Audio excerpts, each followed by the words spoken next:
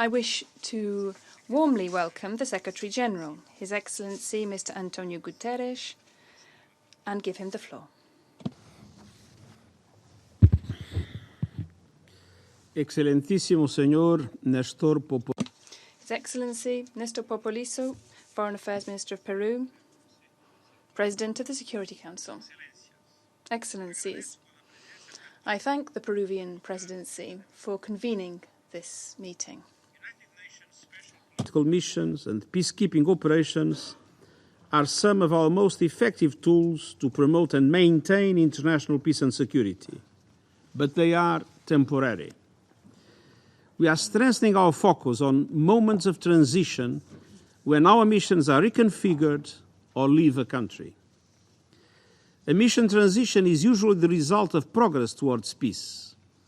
It is a moment of hope, potential, and promise, an opportunity to re-engage and re-energize our commitment. It's a time to help national governments themselves take forward policies and programs that address the root causes of crisis and conflict, and to put the 2030 Agenda for Sustainable Development at the center of our efforts.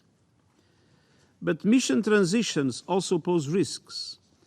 The international community may pay less attention to the country concerned.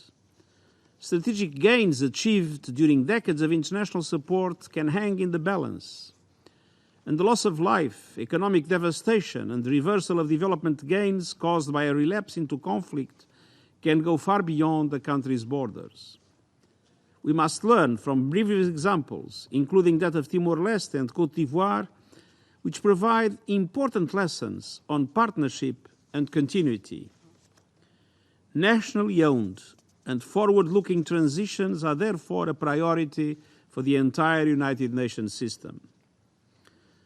As national authorities and communities assume increased responsibilities for security and peacebuilding tasks, they need the continued support of reinvigorated United Nations country teams and of multilateral and bilateral partners so that their path towards durable peace and development is irreversible. We must prioritize and strengthen partnerships with national stakeholders across the UN system and with international financial institutions and member states for collective action to ensure their success.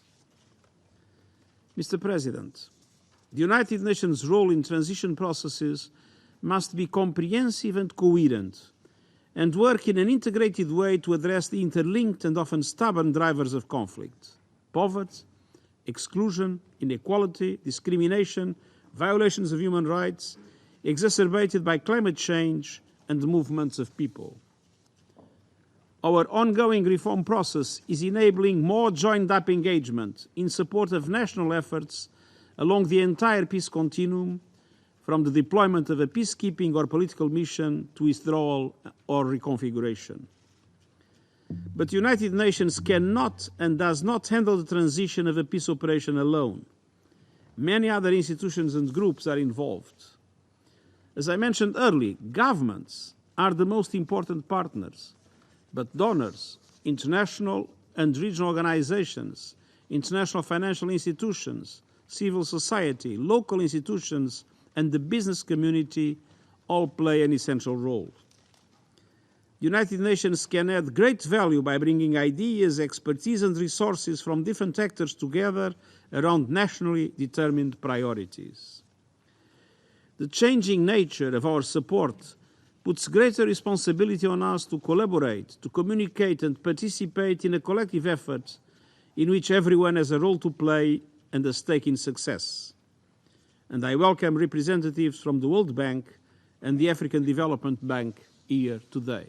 They have been extremely valuable partners in several of the transition processes we have witnessed.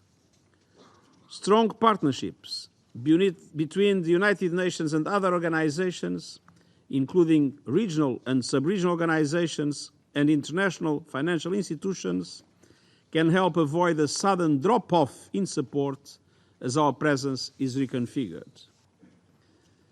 We already have successful models to inform transition processes. For example, in 2016, the UN, the World Bank, and the European Union supported the government of the Central African Republic in drawing up a national recovery and peacebuilding plan, and donors have pledged $22.2 billion to implement it. The convening power and advisory role of the Peacebuilding Commission, whose president is today with us, has also proven to be an effective way to enhance coherence amongst the stakeholders and ensure the continued attention of the international community to longer-term needs. The Peacebuilding Fund's transition window now covers 2 years before and 5 years after a mission drawdown. I encourage all member states to donate to this important resource and to substantially increase its capacity. Mr. President, earlier this year, I made transitions a corporate priority for the United Nations, and I have dedicated special attention to transition contexts in several countries. In Darfur, the African Union United Nations Hybrid Operation, UNAMID, and the country team have been working with the government on a comprehensive transition strategy.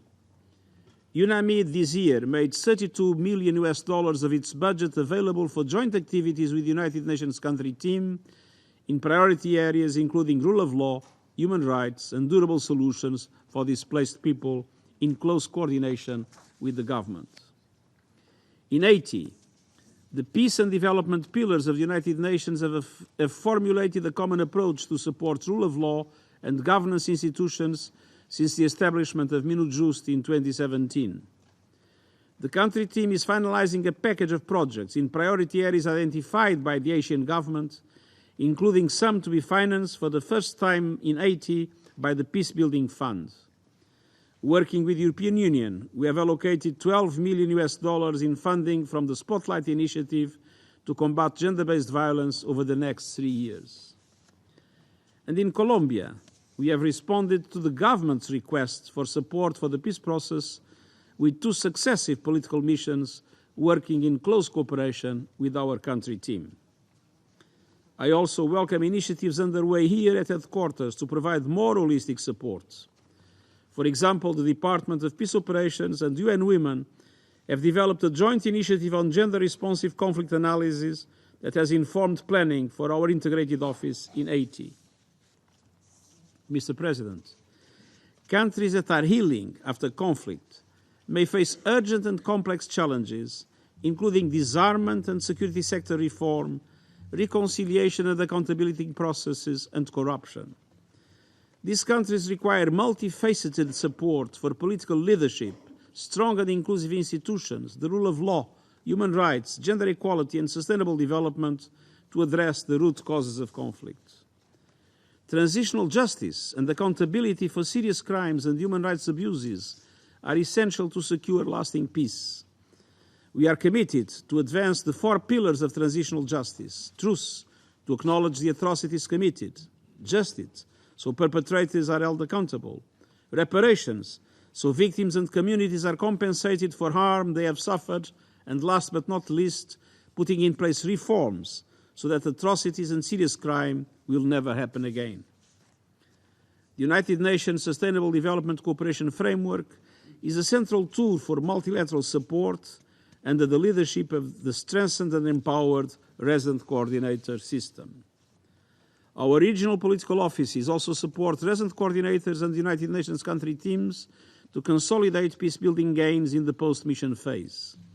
For example, the good offices provided by the United Nations Office for West Africa and the Sahel were critical to addressing the political crisis in Liberia following the 2017 presidential elections. Mr. President, delivering on the promise of the 2030 Agenda means delivering for those left furthest behind, people in countries affected by conflict and crisis. The United Nations is strongly committed to supporting countries as they strive to heal after conflict and fulfill their aspirations for peace, stability, and a better future. We will continue to build stronger partnerships to improve coherence and increase accountability across the peace continuum. In return, I urge you to remain engaged with countries where United Nations missions are in transition to deliver the 2030 Agenda and sustainable peace for the people we all serve. Thank you.